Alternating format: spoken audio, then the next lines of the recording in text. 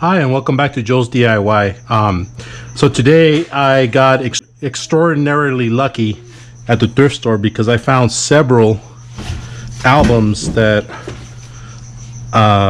really can't wait to hear out. I got Rush, A Farewell to Kings, 10 Years After, great 60s band.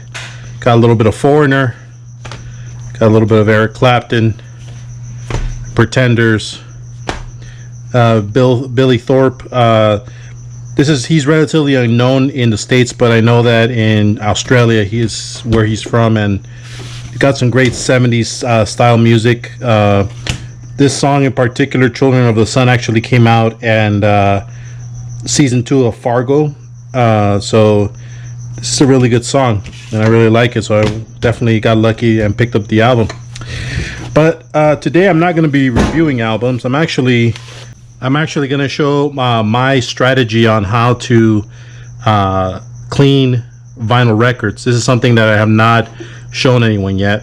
I am going to be showing how to clean some vinyl records without the use of expensive contraptions. I mean, you go on Amazon or on eBay and you're always finding these crazy, washing machines or washing apparatus to clean up your vinyl, and I think those are completely unnecessary because the tools needed to do that job shouldn't cost over $100 or $200 or whatever.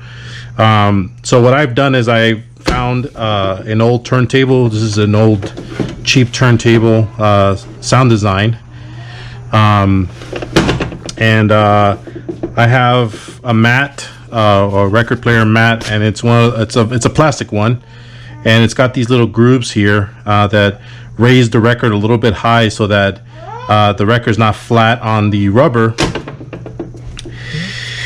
The next thing that I like is isopropyl alcohol. Now this is a bottle, it says here 91%, but this is actually 50-50. You could actually buy 50-50% alcohol at any store. And I like to buy this as opposed to getting 91% and mixing it with distilled water because it's less messy and it's already done for you. So you just pour it in there and then you got a little spray bottle.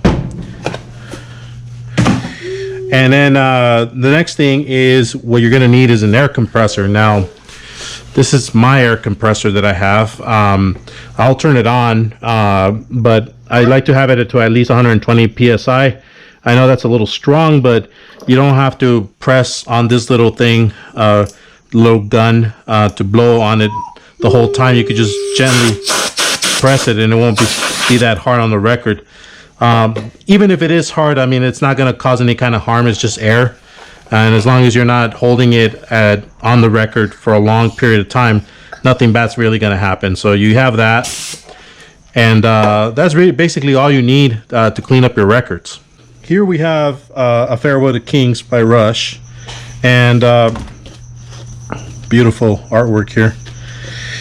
This record is in fairly decent condition. I don't know if I can have the light catch that, but it is a little dusty, and I do notice a little bit of dirt there, and definitely, I don't know if the camera can catch that.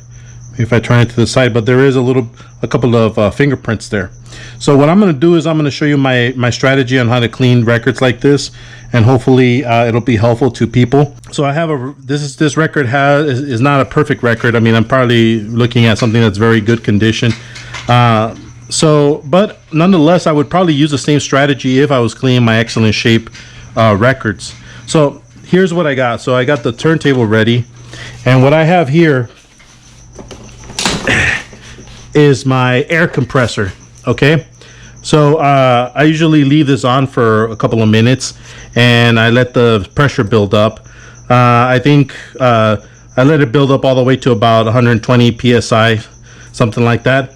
And what I do is I blow air right on the record. Now you might just say that I'm building electrical current, but actually I'm doing this before I actually apply the alcohol and any liquid. So actually I'm eliminating the static electricity once I put the alcohol in there. So what I'm going to do is I'm going to go ahead and do that. So let me get this started.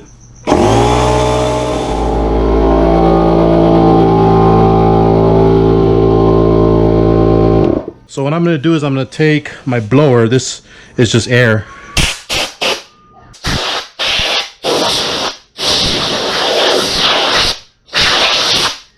Okay, it automatically removes any of the little particles that might be on the record.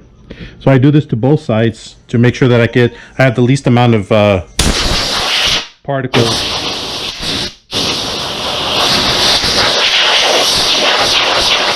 Okay, so that's as good as it's gonna get. I can see little particles in the grooves. I don't know if it's possible for you to see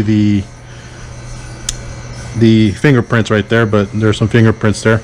So what I'm gonna do now is I'm gonna get the record and I'm gonna put some alcohol on the groove.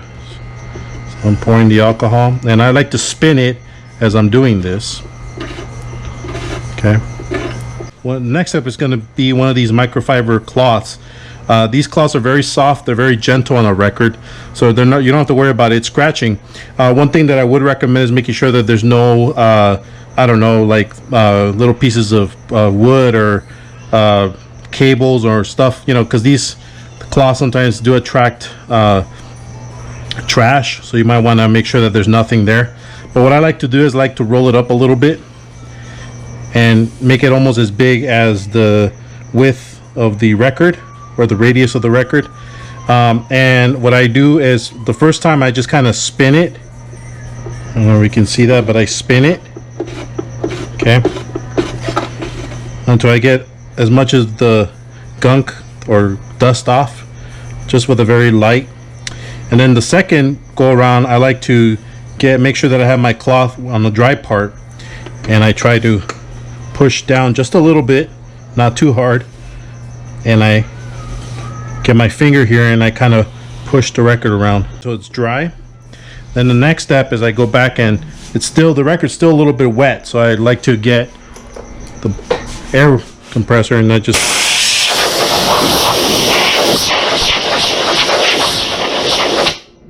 okay. Now if you hold this up to the light, okay, you can see that the record is definitely much cleaner. I mean, you still have some damage here, but I think it's a lot better than how it used to be. And as you can see, those fingerprints are pretty much gone. Let me try to see if I can rework this again with, there's like a little spot there. Sometimes you get some of those stubborn spots. So with a stubborn spot, I kind of just go like this. Hopefully that'll do it. Kind of throw some air.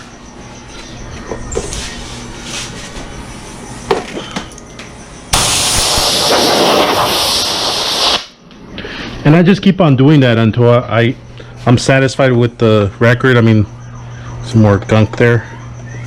Try to take it off.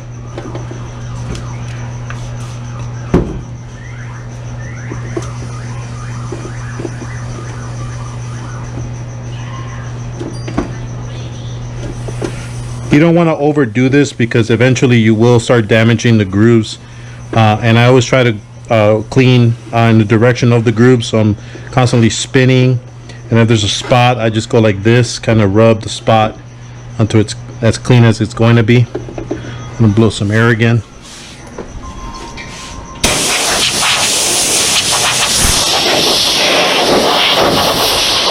Okay, so as you can see, the record's pretty clean now. Now it's time to do the other side, because the other side's still pretty dirty, and again, there's some more fingerprints on there. So I'm going to go a little bit of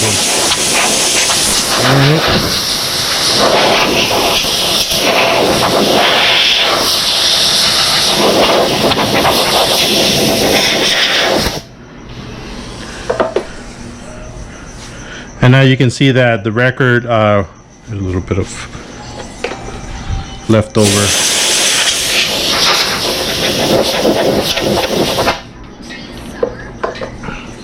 But you can see now that the record is pretty much as clean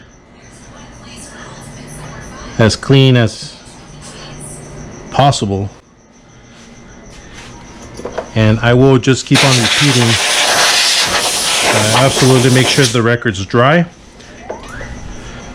But I think this record will sound just fine. I mean, you might hear a couple of crackles and pops here and there, but I mean, this is a used record that basically cost me $4. This is a record that usually sells for about $20. So I don't mind just cleaning them up and, you know, getting a decent sounding record. Okay, so now we're at the turntable and we're ready to test the Rush record that I just cleaned. I'm gonna play this on my Technics SL-303. It's an automatic turntable. I'll go ahead and press start. We'll turn the volume up a little bit.